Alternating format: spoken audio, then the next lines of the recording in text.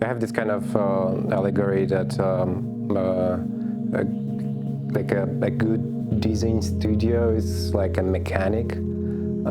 Doesn't matter which car comes in, you have to fix it, right? The design creates few values. It creates trust for users. A well-designed product builds the trust.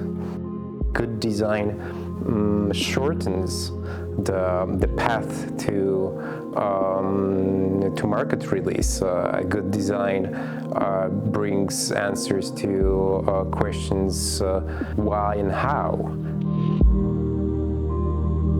Every project is completely different, but one thing is common is that design way of thinking, of always trying to solve a problem, to think about the outcome, to think about who's going to use it, how they're going to interact with it.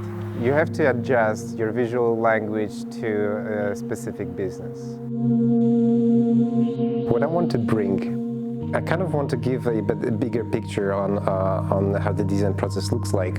How can it contribute to your businesses? All right, how we can establish a cooperation that is based on mutual trust.